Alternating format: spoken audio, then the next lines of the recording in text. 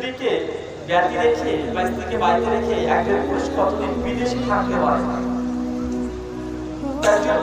হাদিস নাম্বার 9165। এটা ওমর বিন খাত্তাবের জামানার ঘটনা। ওমর বিন খাত্তাব একটা আসার।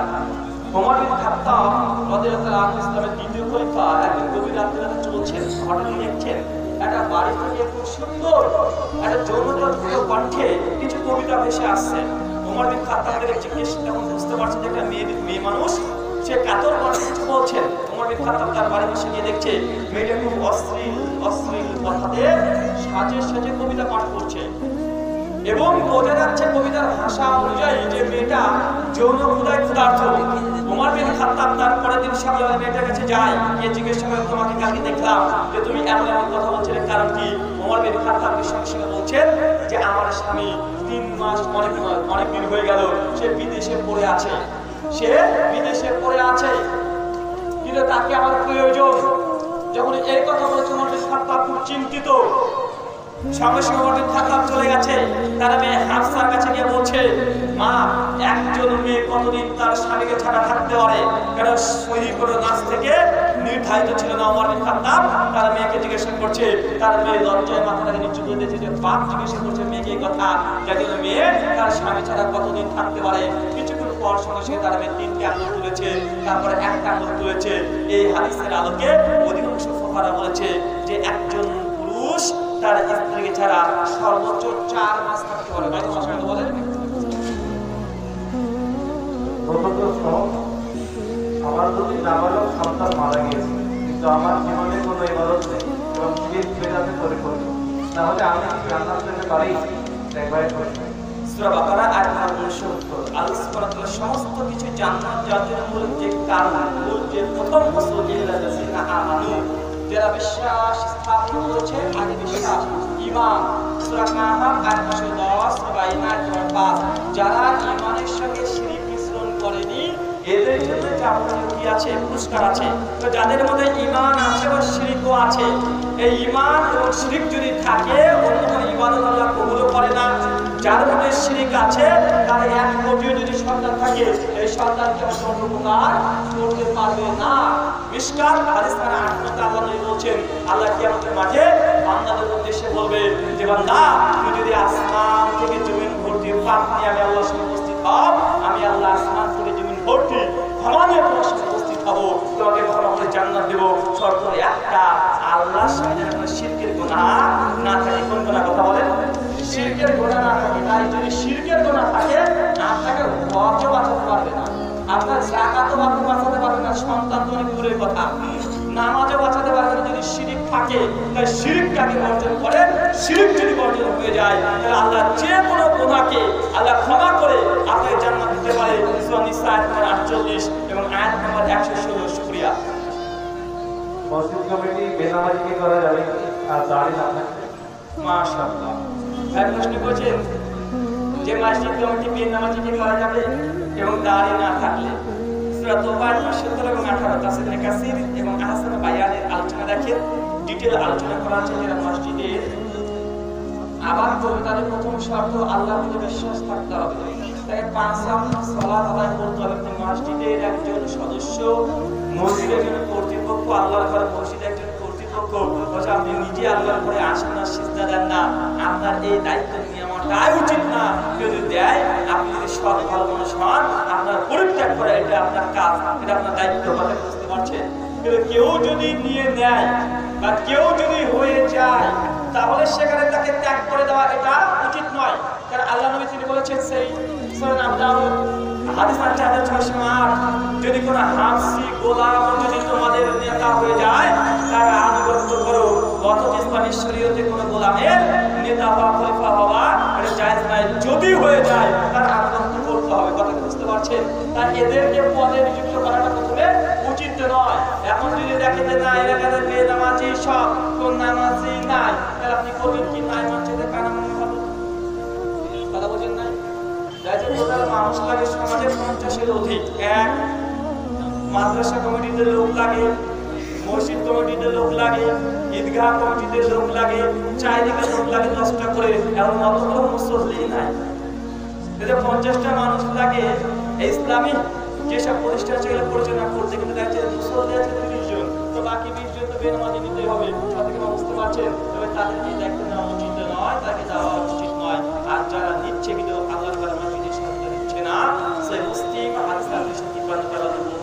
মান তারাকা সালাতান তামাদান ফাকাদ কাফারা, যে ব্যক্তি নামাজ ইচ্ছা থেকে ছেড়ে দিয়েছে ফাকাদ কাফারা, এই ব্যক্তি কাফের হয়ে গেছে। কথা বুঝতে পারছেন? যে আকীদা তার সে মুমিন হতে পারে, আমল যদি করে সে একদম স্পষ্ট কুফরি করেছে, সে কাফের হয়ে গেছে।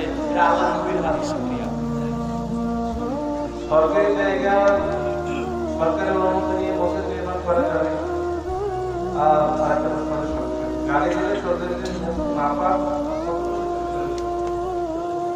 গালি দিলে সর্দারদের মুখ পাচ্ছে। ভাইয়া প্রশ্ন করেছেন সরকারি জমি যদি সরকার বলে মসজিদ করো তাহলে করতে পারবে কি পারবে না। গোটা পৃথিবীটা মসজিদ।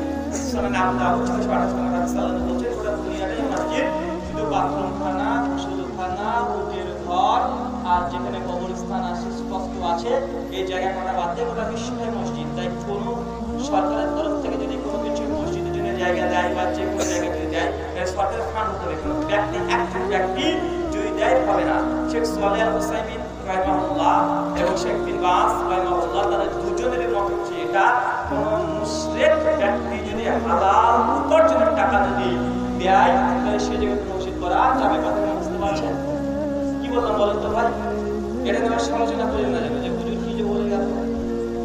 দুটো কথা। প্রথম, সরকারের তরফ থেকে যদি ভারতবর্ষে বা যে কোনো মুসলিম ইসলামিক কান্ট্রিতে ইসলামিক কান্ট্রিতে যদি সরকারের বরাদ্দ করা ধর্মীয় বিভিন্ন প্রতিষ্ঠান করার জন্য সরকার গিফট করে বা ফান্ডিং করে দেয়, তাহলে ওই সব জায়গাতে যদি মসজিদ নির্মাণ করে এটা না আছে হারাম না, করতে পারবেন, সিজদা দিতে পারবেন গোটা দুনিয়াটাই আল্লাহ। শুধু 5টা জায়গা বাদ দিয়ে 2 কোন অমুসলিম মুশরিক ব্যক্তি যে তার হালাল উপার্জন থেকে যদি কিছু সহযোগিতা করতে চায় হালাল তবে দিতে পারবে। শেখ সালেহ আল হুসাইমিন তিনি বলেছেন বিশেষ করে যেমন আবু জাহেল এরা কাবা শরীফকে যখন তারা পূর্ণ নির্মাণ করেছিল সেই সময়তে হারাম টাকা তারা দেয় নাই। আবু জাহেল সেই সময় তারা বলেছে এটা আমাদের হালাল উপার্জন থেকে দিলাম। এই হাদিসকে কোট করে শেখ সালেহ আল হুসাইমিন এই কথা বলেছে। আল্লাহু আ'লাম। শুকরিয়া। ইমাম সাহেব কমিটির মত অনুযায়ী চলবে না ইসলামের বিধান অনুযায়ী?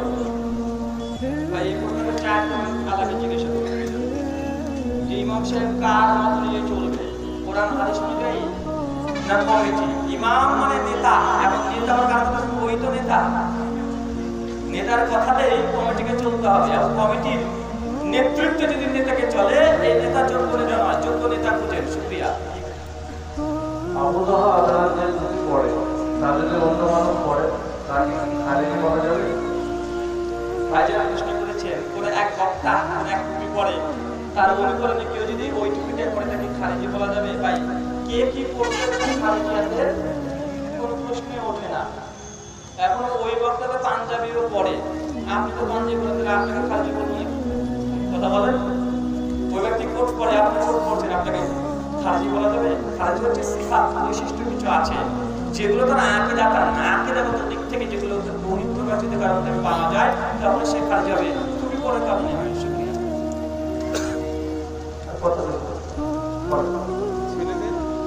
ছেলেদের নাম পড়া হবে কিনা? ছেলেদের কান খোলা থাকলে ওযু হবে কিনা? প্রথম কথা আমি মনে রাখবেন কান খোলানো ছেলেদের জন্য একটা নাজিস হারাম। সে বুখারী মুসলিমের হাদিস আনন্দ একাধিক জায়গায় বলছে যে পুরুষের বেশধারী নারী আর নারীর বেশধারী পুরুষ এরা জান্নাতে যাবে না। এই কান খোলানোটা কাদের কাজ কাদের কথা বলেন? এক, নারীদের স্বভাব। 2, জাহেলিয়াতের যুগেও পুরুষ মানুষের কানটাকে খুলে দেওয়া হতো এবং বিভিন্ন গরু বিভিন্ন প্রাণীর কানটাকে খুলে দেওয়া হতো কোনো কুলক্ষণ থেকে বাঁচার জন্য। তাই পুরুষ মানুষের কান খোলানোটা প্রথমে হারাম, নিষিদ্ধ। কেউ যদি খুলে থাকে কানে যেন কোনো কিছু না পড়ে। 2 নাম্বার, কানে যদি ফোড়া থাকে তাহলে কি ওযু হবে, নামাজ হবে? যদি আপনার ভেতরে অতদূর প্রয়োজন নেই, কারণ কান ফোড়ানোর মাধ্যমে আপনার ওযুর পানি সঠিকভাবে প্রবেশ করে, তাই আপত্তি নেই, আপনি নামাজ পড়তে পারবেন, ওযু আপনার কমপ্লিট হবে ইনশাআল্লাহ। কোনো প্রতিদিন দাড়ি সেভ করে, ভুল মাঝে জর্দাপান খায় ও কালো রং চুল দাড়িতে ব্যবহার করে, এমনকি একই সন্তান নেওয়ার পর জন্মভূমি কেটে বাঁচে, এই মৌলদের আদেশ মানা যাবে কিনা তার থেকে বিধান? হাজার প্রশ্ন কিন্তু সব মৌলভী সাহেবের সাইজ ক্ষমতা, মৌলভী সাহেবের সব টার্গেট আছে যে জর্দা খায়, এটা খায়, ওটা খায়, মৌলভী সাহেব এটা করে, ওটা করে, মৌলভী সাহেব করে। তাই মৌলভী সাহেবের পেছনে নামাজ পড়া যাবে কি যাবে না, তার আদেশ মানা যাবে কি যাবে না? একজন ব্যক্তি বলছে যে আমাদের মৌলভী সাহেবের ছোট ছোট দাড়ি, হুজুর তার পিছনে নামাজ পড়া যাবে? তো যে বলতে বলছে সে দাড়ি চাচা। আমি তাকে বললাম যে ভাই আপনার দাড়ি চাচা অবস্থায় নামাজ হবে আপনার? না না হবে না, কেন হবে? তো বলছে আপনাদের বাড়ির চাচা অবস্থায় নামাজ হয়ে যায়, তো দাড়ি ছেড়ে ওঠেও নামাজ হবে না। প্রথম কথা, দাড়ি ছাটা এটা শরীর সম্মত নয়। কথাটা বুঝতে পারছেন? দাড়ি ছাটা এটা শরীর সম্মত নয়। সেই বুখারী হাদিস 5008 কেন ওই ইবনে ওমর থেকে বর্ণনা আল্লাহ বলেছেন দাড়িটাকে ছেড়ে দিতে হবে আর গোঁফটাকে ছোট করতে হবে। ইসলামী আইন দাড়িটাকে ছেড়ে দেওয়া আর গোঁফটাকে ছোট করা। কোনো মানুষ যদি কোনো হারামের সঙ্গে যুক্ত থাকে, সে ইমাম হোক আর মুক্তাদি হোক, সে একজন ফাসিক, সে একজন কি বলে ফাসিক। আর ফাসিক ব্যক্তির পেছনে নামাজ পড়া জায়েজ যদি তার চেয়ে ভালো কোনো ব্যক্তি না থাকে। কখন কথা বলে? তার চেয়ে ভালো কোনো ব্যক্তি যদি না থাকে, ফাসিক ব্যক্তির কথা শোনাও জায়েজ, তখন তার আনুগত্য করাটা তখন জায়েজ হয়ে যায়। ইমাম বুখারী বুখারীর 594 নম্বর হাদিসের অধীনে একটা অধ্যায় করেছে বিদাতি ফিতনাবাজ ফাসিক ব্যক্তির যে সালাতের বিধান ইমাম বুখারী বলেছে জায়েজ। অতএব একজন ব্যক্তি যতক্ষণ না কাফের বলতে পারছে, যতক্ষণ না কাফের হয়ে গেছে, ততক্ষণ তার আনুগত্য এবং তার ইমামতিতে সালাত বৈধ। শুকরিয়া। স্ত্রীকে রেখে স্বামী কতদিন বাইরে থাকতে পারে? স্ত্রীর অনুমতি নিয়ে বাইরে থাকতে পারে কিনা? স্ত্রীকে ব্যতি রেখে বা স্ত্রীকে বাড়িতে রেখে একজন পুরুষ কতদিন বিদেশে থাকতে পারে? হাদিস নাম্বার 9165। এটা ওমর বিন খাত্তাবের জামানের ঘটনা। ওমর বিন খাত্তাব একটা আসার। ওমর বিন খাত্তাব রাদিয়াল্লাহু আনহু ইসলামের দ্বিতীয় খলিফা একদিন গভীর রাতে চলছেন, হঠাৎ দেখছেন একটা বাড়ি থেকে খুব সুন্দর একটা যৌনতাযুক্ত কণ্ঠে কিছু কবিতা ভেসে আসছে। ওমর বিন খাত্তাবকে জিজ্ঞেস তখন বুঝতে পারছেন একটা মেয়ে মানুষ, সে কাতর কণ্ঠে কিছু বলছেন। ওমর বিন খাত্তাব তার বাড়ি বসে গিয়ে দেখছে মেয়েটা খুব অশ্লীল কথাতে সাজে কবিতা পাঠ করছে এবং বোঝা যাচ্ছে কবিতার ভাষা অনুযায়ী যে মেয়েটা যৌন ক্ষুধার্ত। ওমর বিন খাত্তাব তার পরের দিন সকালে মেয়েটার কাছে যায়, গিয়ে জিজ্ঞেস করে তোমাকে কালকে দেখলাম যে তুমি এমন কথা বলছিলে, কারণ কি? ওমর বিন খাত্তাব সঙ্গে সঙ্গে বলছেন যে আমার স্বামী 3 মাস অনেক দিন হয়ে গেল সে বিদেশে পড়ে আছে, কিন্তু তাকে আমার প্রয়োজন। যখন এই কথা বলেছে ওমর বিন খাত্তাব খুব চিন্তিত। সঙ্গে সঙ্গে ওমর বিন খাত্তাব চলে গেছে, তার মেয়ে হাফসার কাছে গিয়ে বলছে, মা, একজন মেয়ে কতদিন তার স্বামীকে ছাড়া থাকতে পারে? কারণ সহি কোনো নাচ থেকে নির্ধারিত ছিল না। ওমর বিন খাত্তাব তার মেয়েকে জিজ্ঞাসা করছে, তার মেয়ে লজ্জায় মাথাটাকে নিচু করে দিয়েছে যে বাপ জিজ্ঞাসা করছে মেয়েকে এই কথা, একজন মেয়ে তার স্বামী ছাড়া কতদিন থাকতে পারে? কিছুক্ষণ পর সঙ্গে সঙ্গে তার মেয়ে 3টি আঙুল তুলেছে, তারপরে একটা আঙুল তুলেছে। এই হাদিসের আলোকে অধিকাংশ ফুকাহা বলেছে যে একজন পুরুষ তার স্ত্রীকে ছাড়া সর্বোচ্চ 4 মাস থাকতে পারবে। সর্বোচ্চ কত মাস? 4 মাস থাকতে পারবে। এর বেশি যদি থাকে আর মেয়েটা তার স্ত্রী যদি এখানে এসে বারবার বলে যে তুমি চলে আসো তোমাকে দরকার, কিন্তু স্বামী বলছে আর 1 মাস আর 2 মাস আর 10 দিন আর 20 দিন, এগুলো যদি কাটাতে থাকে, সীমাকে যদি অপচয় করতে থাকে, মেয়েটা যদি জেনার সঙ্গে যুক্ত হয়ে যায়, তার স্বামীর ঘরেও অপরাধ হবে, মেয়েটা তো গুনাহগার হবে। তাহলে ভাবে না যে আমার স্বামীর গুনাহ হচ্ছে, আমি তাহলে কাজ চালাই, আপনারও গুনাহ হবে, কিন্তু এই গুনার ভার স্বামীও পাবে। মানে একজন অপরাধী নয়, কারণ তার স্বামী দায়িত্বহীনতার জন্য সে অপরাধী, মেয়েটা জেনা করছে, মেয়েটা অপরাধী। এই হাদিসের আলোকে অধিকাংশ ফুকাহা বলেছে একজন পুরুষ মানুষ তার স্ত্রীকে ছাড়া বিদেশে 4 মাস থাকতে পারে, কিন্তু স্ত্রী যদি তাকে পারমিশন দেয় যে সমস্যা নেই, আমি থাকতে পারবো, আল্লাহি আমি কখনো সম্পর্কে জড়িত হব না, তারপরে মেয়েটা যদি আরো 1 মাস 1.5 মাস 2 মাস থাকতে বলে, থাকতে পারবে, তবে ওয়াদা করতে হবে। কথা বুঝতে পারছেন? তারপরে যদি মেয়ে নোংরা সম্পর্কে জড়িত হয়, মেয়েটাই পাপী হবে, ছেলেটা পাপী হবে না। শুকরিয়া। জামাইয়ের সংখ্যার অভাব, কিন্তু শ্বশুরের অনেক আছে, কিছু দেয় না, এই বিষয়ে বলবেন? মাশাআল্লাহ, জামাইয়ের অনেক অভাব, শ্বশুরের অনেক আছে, শ্বশুর দেয় না, কিছু বলবেন? কি রে বলবো ভাই, আমি তো একটু উল্টো দিকে হিসাব সে চিন্তা করি। শ্বশুরের যদি অনেক থাকে আর যদি না সহযোগিতা করে, এটা শ্বশুরের উচিত নয়। বরং যে কোনো অভাব অনটনের পরিবারে দেওয়াটা বাধ্যতামূলক। শ্বশুরের যদি জাকাত ফরজ থাকে, কথা বুঝতে পারছেন, শ্বশুরের যদি জাকাত ফরজ থাকে আর জামাই যদি জাকাতের হকদার হয়, জাকাত কাকে দিতে হবে? কথা বলে জামাইকে দিতে হবে। আল্লাহ বলছে দান সাদকা যে কোনো সহযোগিতা আগে নিজের আত্মীয়র হবে। কারা হবে? কথা বলে নিজের আত্মীয়দের হক আগে। তাই আপনি যদি সত্যি মিসকিন থাকে, আপনার টাকা পয়সা নেই, একদমই মিসকিন, তবে শ্বশুরের কিছু সহযোগিতা করা অবশ্যই উচিত। কিন্তু আপনি ঘরে তুলে পড়ে থেকে কাজ করেন না, শ্বশুরের বলে গেছেন, অপেক্ষায় বসে আছেন, এরকম যদি আপনি কাপুরুষ হন তাহলে আপনাকে না দেওয়া ঠিক। শুকরিয়া। যারা নামাজ পড়ে না কিন্তু দাওয়াতি লোকের চাপে পড়ে নামাজ পড়ে, কোনো দোয়া দোষ কিছুই জানলো না, মৃত্যু পর্যন্ত ওই অবস্থায় থেকে গেল। 75 লোকেরই একই অবস্থা, তাদের নামাজ গ্রহণ হবে। কাজের প্রশ্ন করেছেন যারা অনেক সূরা কালেমা দোয়া কিছু জানে না, শুধু নামাজে সমাজে চাপিয়ে পড়ে বা কেউ চাপিয়ে পড়ায়, শুধু নামাজে এসে দাঁড়িয়ে থাকে, কিছু বলে না, এদের হুকুম কি? কম করে সূরা ফাতিহা মুখস্থ করতেই হবে। কি বললাম? কথা বলে যে ব্যক্তি কিছু জানে না, কিছু বুঝে না, মুখস্থ শক্তি নাই, কিছু নাই, তারপরে সূরা ফাতিহা কম করে মুখস্থ করতে হবে। সহিহ বুখারী হাদিস 757। আল্লাহ বলেছেন লা সালাতা লিল্লাহ ইকরা বি ফাতিহাতিল কিতাব। যে ব্যক্তি নামাজে সূরা ফাতিহা পড়ে নাই তার নামাজ হয় নাই। আবু হুরায়রা জিজ্ঞাসা করছে কোন ব্যক্তি যদি অন্য কোন দোয়া কিরাত কিছু না জানে, সুন্নাহ তিরমিজিতে সে 11 নম্বর হাদিসে সারা থেকে দফাতুল আওয়াজে আসারটা উলাদের মনে করে এসেছে। কেউ যদি এতটুকু না জানে, আবু হুরায়রা বলছে তারপরে কমকে সূরা ফাতিহা তাকে পড়তেই হবে। এরকম না হলে নামাজ হয় না, চেষ্টা করতে হবে। একজন ব্যক্তি চেষ্টাই করে না, গাফিলতি করে চলে যাচ্ছে, কিছু মুখস্থ করে না, শুধু নামাজে দাঁড়িয়ে থাকে, এই ব্যক্তি গাফিল, এই ব্যক্তির খবর আছে। আর যে চেষ্টা করেছে হয় না, তার চেষ্টার জন্য ইনশাআল্লাহ সালাত আল্লাহ কবুল করে দিবে। শুকরিয়া। জমাইতে ইমাম সাহেব বলেছেন কাতার সোজা করুন, প্রাচীরের মতো দাঁড়ান। এই মর্মে কোনো হাদিসই নেই, সঠিক লাইনে বাধিত করুন। দ্বিতীয় একই সঙ্গে প্রশ্নটা আছে, কাতার সোজা করার সময় রাসূলুল্লাহ সাল্লাল্লাহু আলাইহি ওয়াসাল্লাম কি বলতেন? দলিল দিয়ে বাধিত করুন। ভাইজান প্রশ্ন করছেন আল্লাহ নবী কাতার সোজা করুন বলেছেন, আর পাঁচজনের মতো একদম জমাটবাদে দাঁড়িয়ে থাকেন, এই মনে কোনো হাদিস নাই। যে আছে সুনান আবু দাউদ হাদিস নাম্বার 667 এবং 68 আল্লাহ নবী তিনি বলেছেন। সহিহ বুখারী হাদিস নাম্বার 725 এবং মুসনাদ আহমদ হাদিস নাম্বার 109। চার পাঁচটা হাদিসের স্পষ্ট প্রমাণ আছে যে আল্লাহ নবী বলেছেন তোমরা কাতার সোজা করো, কাদের সঙ্গে কাঁধ, পায়ের সঙ্গে পা লাগিয়ে দাঁড়াও, মাঝখানে কোনো ফাঁকা রাখবে না। ওই যে আমি দেখতে পাচ্ছি তোমাদের ফাঁকার মধ্যে দিয়ে একটা শয়তান ভেড়ার আকৃতিতে, বকরির আকৃতিতে ছোটাছুটি করছে। পাঁচজনের মতো যাওয়ার কথাও সুনান আবু দাউদ 666, 667, 668 তিনটে হাদিস পড়ে ইনশাআল্লাহ পেয়ে যাবেন। শুকরিয়া। ফিতরার টাকা দেওয়া হয় না কেন? বাজার প্রশ্ন করে ফিতরার টাকা দেওয়া হয় না কেন? আপনাকে প্রশ্ন করি কুরবানির টাকা দেওয়া হয় না কেন? কুরবানির টাকা দেওয়া হয়।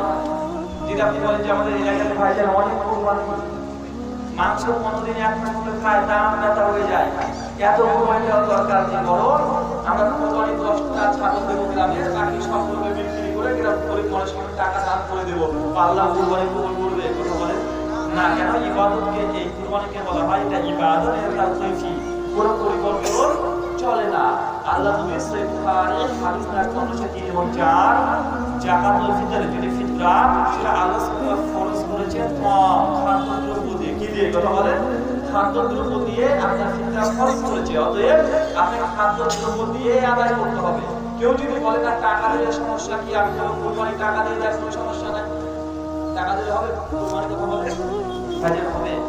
ভাই বলতাম সিয়াম রোজা এবং ফিতরা, ফিতরাটা কেন দিই? ফিতরা দেওয়ার উদ্দেশ্য কি? ফিতরা দেওয়ার উদ্দেশ্য কি জানা আছে? সুনান আবু দাউদ 609 নম্বর হাদিস আল্লাহ নবী বলেছেন ফিতরা আদায়ের উদ্দেশ্য হচ্ছে আমরা যে কোনো এক মাস রোজা করলাম, রোজার মধ্যে যদি কোনো ত্রুটি থাকে এই ফিতরার মাধ্যমে কাফারা হয়ে যায়, কি হয়ে যায়? পূর্ণ হয়ে যায়। তবে ফিতরার উদ্দেশ্য মোটেও এটা নয় যে গরিব মানুষকে সহযোগিতা করা। ফিতরার মূল মাকসাদ, মূল উদ্দেশ্য হচ্ছে আপনি যে রোজা পালন করেছেন এর ত্রুটি বিচ্যুতি হলে আপনাকে কি দিতে হবে? ফিতরা আদায় করতে। আল্লাহ রাসূলের হাদিস। এখন বলেন তো আমরা যখন রোজা থাকি কি থেকে দূরে থাকি? টাকা থেকে না খাবার থেকে? কি থেকে ভাই? যদি রোজার ঘাটতি পূরণের জন্য ফিতরার উদ্দেশ্য হয়, যেটা আবু দাউদ সহিহ হাদিস থেকে প্রমাণিত। এখন রোজা থাকা অবস্থায় খাবার থেকে দূরে থাকে, টাকা থেকে নয়। অতএব যুক্তির কথা বলে, দলিলের কথা বলে যে ফিতরা মানে টাকা দিয়ে নয়, খাদ্যদ্রব্য দেওয়া হয়। এটা বলতে পারছি না, কারণ টাকা থেকে দূরে থাকি না, খাবার থেকে দূরে থাকি। কথা বুঝতে পারছেন? অনেক মানুষ বলে মানুষ তো খাবার দিতে চায় না, মানুষ টাকা দিলে মানুষের বেশি ভালো হয়। চাচা, আপনি যে 2 বছর আগে লকডাউনের মাসে ঘরে ঘরে সব খাবার দিয়ে বেড়ালেন, তেমন তো বেশ নিল ভাই, নিয়েছে কি নাই কথা বলেন? মাসে ঘরে ঘরে যদি খাবার পৌঁছে দেন, নিয়েছে কি নাই? নিয়েছে। আপনি মনে করছেন যে আপনার ফিতরা আপনার বাড়িতে পৌঁছে নিয়ে যাবে, এটা সুন্নাতের খিলাফ। বরং আপনার ফিতরা ফকিরের বাড়িতে, মিসকিনের বাড়িতে তাদের পৌঁছে দিতে হবে। পৌঁছে দেন তো, কোন ফকির নেয় না, তাকে আমাকে একটু দেখিয়ে দিন, তাকে আমি দেখবো। এটা সম্পূর্ণ উল্টা চলছে। মনে করেন টাকা দিয়ে ফিতরা দেওয়াটা উচিত নয়, বরং খাদ্যদ্রব্য দিয়ে ফিতরা দিবেন, এটা সুন্নাত। রুকু পেলে রাকাত সম্পূর্ণ হবে, রুকু পেলে রাকাত হবে কি হবে না? জরব ইবনে মাসআলা সাহাবী তাবী থেকে বড় বড় দুটো জামাত আছে, দুটো জায়েজ। কথা বুঝতে পারলেন? তবে কোনটা উত্তম? আমরা মনে করি রুকু পেলে রাকাত গণনা না করাটাই উত্তম। সহিহ বুখারী এবং আবু দাউদের হাদিস আছে, ইমাম বুখারী তার জুজুল কিরাত ফি সালাত 102, 3, 4 পর্ব 3টা হাদিস এসেছে। আবু হুরায়রা, আবু সাঈদ খুদরি, জাবির বিন আব্দুল্লাহ তিনজন সাহাবী তারা মনে করতেন রুকু পেলে রাকাত গণনা করা ঠিক নয়, বরং ওই রাকাতটা পূর্ণ করা উচিত। আমরা এই মতটাকে বেশি কোরআন সুন্নাহর অনুকূলে পেয়েছি। শুকরিয়া। প্রায় মানুষের পকেটে মোবাইল থাকে, উক্ত মোবাইলের সাহায্যে গ্রামের বা দূর দূরান্তের মানুষ মৃত্যু ব্যক্তির সংবাদ পায়, কিন্তু মসজিদের মাইকে মৃত্যু ব্যক্তির সংবাদ দেওয়া হয় না। বাজারে প্রশ্ন করেছেন, মোবাইলের মাধ্যমে ফোন করে আমরা মৃত্যুর সংবাদ দিয়ে দিচ্ছি, কিন্তু মাইকের মাধ্যমে মসজিদে ঘোষণা করা হচ্ছে না, এটা বিধান কি? প্রথম কথা মনে রাখবেন, মৃত ব্যক্তির খবর দেওয়া বৈধতা আছে, তবে ঘোষণা করা হারাম। সহিহ বুখারীতে আল্লাহর নবী ওই বয়স্ক মেয়েটা যখন মৃত্যুবরণ করলেন, তখন আল্লাহ নবী বললেন মেয়েটা মারা গেছে, আমাকে খবর দিলে না। মানে এটা থেকে প্রমাণ হয় মৃত ব্যক্তির খবর দেওয়া নেওয়া এটা বৈধতা আছে। আর ইবনে মাজাহ সুনান তিরমিজি 809 নম্বর হাদিস, আল্লাহ নবী বলেছেন বিশেষ করে মানুষ যখন মৃত্যুবরণ করে না, এটাকে নিষেধ করেছে, মানে প্রচার করাটা নিষিদ্ধ। কথা বুঝতে পারছেন? আলোচনার জাহেলি রীতি, তাহলে বোঝা যাচ্ছে একটা ঘোষণা আর প্রচার, ঘোষণা আর খবর। ঘোষণা দেওয়াকে হারাম বলা হচ্ছে হাদিসে, আর খবর আল্লাহ নবী নিজেই দিয়েছেন। এখান থেকে বুঝতে হবে যে ঘোষণা দেওয়া আর খবর দেওয়ার মধ্যে পার্থক্য আছে। খবর হয় একজন ব্যক্তি আরেকজনকে বলে দেওয়া, ঘোষণা হয় একজন ব্যক্তি বলবে 100 মানুষ শুনবে, 1000 মানুষ শুনবে, এটাকে বলে ঘোষণা। হাদিস ঘোষণাকে নিষিদ্ধ করেছে, খবর দেওয়া নাকি বৈধ করেছে। মোবাইলের মাধ্যমে ফোন করে বলছে এটা খবরের অন্তর্ভুক্ত। শুকরিয়া। মৃত ব্যক্তির উদ্দেশ্যে এক জায়গায় দূর দূরান্তের আত্মীয়-স্বজনদের জন্য রান্না বান্না করা যাবে না। মৃত ব্যক্তির জন্য এক জায়গাতে ঘটা করে খাবার রান্না করা যাবে কি যাবে না? আমাদের পশ্চিমবাংলার আহলে হাদিস সম্পদ একাডেমি, বাংলাদেশের আত-তাহারিক এবং আল ইহতিসাম আব্দুল রাজ্জাক বিন ইউসুফ জিনার সভাপতি, শেখ মুজাফফর বিন মাসেন আল ইখলাস পত্রিকার সম্পাদক এবং ফতোয়া বোর্ডের সমস্ত ওলামাদের অভিমতে তারা বলছে এটা জায়েজ নয়, এটা আহলে হাদিস সমাজে নতুন বিদআত ঢুকছে, এটা থেকে দূরে থাকতে হবে। শুকরিয়া। যার যার বাড়িতে আত্মীয় এসেছে তারা তারা খাবে, ঘটা করে খানা অনুষ্ঠান করার প্রয়োজন নেই, এটা ভবিষ্যতে বড় ধরনের বিদআতের রূপ নেবে। শুকরিয়া, জাযাকাল্লাহু খাইরান। হানাফি সমাজে মৃত ব্যক্তির 40 দিন পরে সন্তান বের করা হয়। হানাফি সমাজে 40 দিনে খাওয়া, এটার বিধান কি? সেখানে হানাফি ভাইরা বিদআত বলে, কিন্তু মানে না।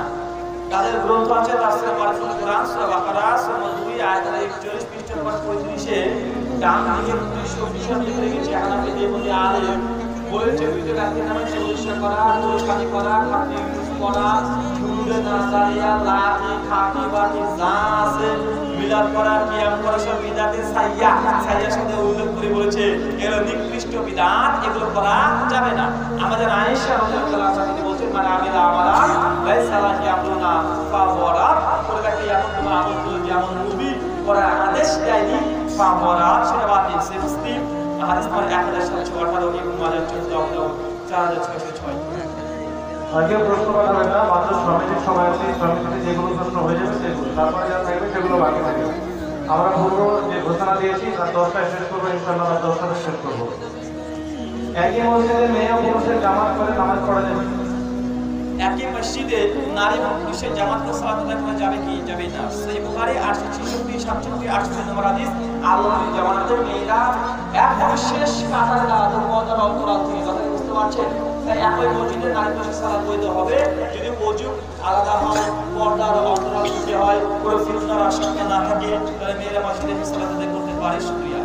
গ্রামের কিছু মৌলবী দল করে বেড়ায়, বলছেন তাহারা মেয়েদের নাকের ফুল ফুলি আরো অঙ্গের অলঙ্কার চেয়ে অনেক হুজুর আছে মেয়েদের কাছ থেকে নাক ফুল কান ফুল এগুলো চেয়ে না, এগুলো কি জায়েজ আছে? যে আল্লাহ নবী মুহাম্মদ সাল্লাল্লাহু আলাইহি ওয়াসাল্লাম জামানাতে আল্লাহ তাআলা ঈদের খুতবা দিলেন, বেলালকে বললেন যে মেয়েদের নাক সাদকা নিয়ে আসো। বেলাল রাদিয়াল্লাহু তাআলা মেয়েদের নাক ফুল কান ফুল দিয়েছে। ইয়া রাসূলুল্লাহ কি মনে হচ্ছে জায়েজ? কাজে বসবেন না, চলে যাবো। আপনি একটা চলে এসেছেন, আমি কত দূর থেকে এসেছি রে ভাই? আমাদের বাচ্চা হবে, আমার চেয়ে আপনাদের ব্যস্ত বেশি। আর সময় বেশি নয়, 4-5 মিনিট সময় আছে। সুন্নাতে দোয়ার মাধ্যমে যাবে, এখানে আদব যদি আহলে হাদিস নামে বলতে হবে। সুন্নাতে দোয়ার মাধ্যমে ইনশাআল্লাহ আলোচনা শেষ করে তারপরে যাবেন। শুকরিয়া। সালাত অবস্থায় বাংলা ভাষায় কিছু বলা যাবে? সালাত অবস্থায় বাংলা ভাষায় কিছু বলা যাবে কি? তাকবীর থেকে সালাত পড়তে হবে, নিজের মাতৃভাষা বলা উচিত নয়, কারণ আরবি কোরআন ও সুন্নাহ থেকে যেগুলো বর্ণনা আছে সেগুলো বলবেন। শুকরিয়া। মুসা আলাইহিস সালাম এবং কসাইয়ের ঘটনা সত্যতা কি? মুসা আলাইহিস সালাম এবং কসাই, যে মুসা আলাইহিস সালাম কার সঙ্গে জান্নাতে থাকবে, এবং কসাই সেটা বলেছে বিখ্যাত বক্তা হাদিস মেনে যায় না, এগুলো সনদ দূরের কথা, কোন হাদিসের মধ্যে আছে বক্তা নিজেও জানে না, টাটকা জাল হাদিস। নবী সাল্লাল্লাহু আলাইহি সাল্লামের সঙ্গে বাচ্চার চমচম মিষ্টির ঘটনা একজন বাচ্চা খুব বেশি মিষ্টি খেত, আল্লাহ নবীর কাছে তার বাবা নিয়ে এসেছিল। আল্লাহ নবী বললেন 3 দিন পরে আসতে, তারপরে আল্লাহ নবী বললেন যে আমি নিজে মিষ্টি খাওয়া বাদ দিয়েছি। এই ঘটনা কি? টাটকা জাল হাদিস, সে একদম নির্ভেজাল জাল হাদিস। আমাদের পক্ষ থেকে চ্যালেঞ্জ আছে যে এই হাদিসটা কোন গ্রন্থে আছে, একটা সনদ পেশ করুন। ওই গ্রন্থ যতগুলো পৃষ্ঠা আছে সব পৃষ্ঠা অনুযায়ী যদি হাদিসের সনদ সহিহ প্রমাণ করে দিতে পারে, 1000 টাকা করে ইন্ডিয়ান নোট দেবো। আকিকার জন্য গরু কেন দেওয়া হয় না? আকিকার জন্য গরু কেন দেওয়া যায় না? কারণ এটা সুন্নাহ থেকে প্রমাণিত নয়, বরং ইগারুল গালির পাশে 6 নম্বর হাদিসে আলবানী রাহিমাহুল্লাহ আমাদের আয়েশার একটা আসান নিয়ে এসেছে। আব্দুর রহমান আয়েশা রাদিয়াল্লাহু তাআলার ভাইয়ের জন্য সন্তান হয়। আব্দুর রহমান তখন কুরবানি করার জন্য উটের আদেশ চাইছিলেন। আমাদের আয়েশা বলেছে যে না, বরং ছাগি দুম্বা বের দিতে হবে। পাঁচ ওয়াক্তের সালাতের পর মুমিনের করণীয় কি? উদ্দেশ্য সমৃদ্ধ। 5 ওয়াক্ত সালাতের পরে সালাম ফেরানোর পরে আপনারা কি করবেন? ইমাম করে সবাই একা ইমামের ঘুরে বসবে, মুক্তাদের নিজ নিজ জায়গায় বসে থাকবে। পবিত্র কোরআন এবং হাদিস থেকে কমপক্ষে 38টা সুন্নাহসম্মত দোয়া, জিকির, আজকার, ওজিফাগুলো আছে, সবগুলো একা পাঠ করবেন, হাত না তুলে একা জিকির আজকার করতে মশগুল থাকবেন। শুকরিয়া। প্যান্ট জড়িয়ে সালাত হবে? প্যান্ট জড়িয়ে সালাত হবে কি হবে না? জি, হয়ে যাবে। অনেক ওলামা বলছেন না হবে, কারণ আল্লাহ নবী সাল্লাল্লাহু আলাইহি ওয়াসাল্লাম হাদিস থেকে নিষেধ করেছে যে সালাত হয়ে যাবে ইনশাআল্লাহ। তবে 100 হতে পারে, 82 পাবে, 8 কমে যেতে পারে। সবাই মিলে কোন জায়গায় হাত তুলে দোয়া করা যায়? সবাই মিলে কোন জায়গাতে হাত তুলে দোয়া করা যায়? কাল যদি 1 বছর ধরে বৃষ্টি না হয়, ইস্তিসকা সালাত আদায় করবেন, হাত তুলে দুই হাত তুলে কাঁদাকাটি করে সারা রাত ধরে আপনি যদি দোয়া করেন দুই হাত তুলে, এটা সুন্নাহ করেন, বেশি করে এটাই বলে। কোনদিন নাজিলা যখন করবেন দুই হাত তুলে যতবারে দোয়া করেন কোনো সমস্যা নেই। এই দুটো জায়গাতে সম্মিলিত মুনাজাত এটা সুন্নাহ হাদিস দ্বারা প্রমাণিত, দ্বারা 1978 কোনদিন নাজিলা করার সময়তে আসলে উপরে 9-10 ইস্তিসকা সালাত মানে বৃষ্টি প্রার্থনার জন্য। শুকরিয়া। জানাজা নামাজ দুই দিকে সালাম বা একদিকে সালাম জাহেরি বাতিল? জানাজার সালাত দুই দিকে সালাম করানো যাবে কি যাবে না? জি, অধিকাংশ ওলামাদের মতে দুই দিকে জায়েজ, তবে একদিকে বেশি সহিহ। কথা বুঝতে পারছেন? দুই দিকে জায়েজ, কারণ দুই দিকে সালাত করানোর হাদিসে হাসান পর্যায়ে উত্তীর্ণ হয়েছে বলে এটাকে হাসান বলা হয়েছে, তথা এটা আমলযোগ্য। তো জানাজায় একদিকে সালাম করানো এটা অধিকতর সহিহ এবং সেই সুন্নাহ দ্বারা প্রমাণিত আছে। এবং উচ্চ স্বরে কিরাত করা না মনে কিরাত করা, এটা একই হুকুম, যে দুটোই হাসান সুন্নাহ দ্বারা প্রমাণিত আছে, দুটো জায়েজ। যে সমাজে যেটা চলছে সেটা করেন, কোনো আপত্তি নেই। মানুষকে বুঝিয়ে দুটো আমল করাটা বেশি ভালো, দুটোই হাদিস থেকে প্রমাণিত, দুটোই সুন্নাহ। জি, যাই হোক, আমরা যতক্ষণ আলোচনা করলাম, আল্লাহ আমাকে তারা আপনাদের প্রত্যেককে আমাদের তৌফিক দান করো। সবাই বলি আল্লাহুম্মা আমিন। যে আমাদের অসুস্থ সুন্নাহ তাআলা তুমি শাফি, তুমি সুস্থতা দানকারী, তাদের প্রত্যেককে সুস্থতা কামিল দান করো। সবাই বলি আল্লাহুম্মা আমিন। মহান ভালো হচ্ছে দোয়াই পাবেন আল্লাহ, ইয়া রাজ্জাক, তুমি রিজিক দাতা, যারা একটা হালাল উপার্জন করতে পারে না, তুমি তাদের হালাল উপার্জন পরিপূর্ণ করে দাও। সবাই বলি আল্লাহুম্মা আমিন। যারা আমাদের মধ্যে মৃত্যুবরণ করছে আল্লাহ, তারা যদি শিরক না করে মৃত্যুবরণ করে, সেটাকে ক্ষমা করে জান্নাতুল ফেরদৌস দান করো। সবাই আল্লাহুম্মা আমিন। এই দোয়া এই আলোচনা রেখে আজকে আমাদের আলোচনা শেষ করলাম। ওয়া মা আলাইনা ইল্লাল বালাগ। আসসালামু আলাইকুম ওয়া রাহমাতুল্লাহি ওয়া বারাকাতুহু।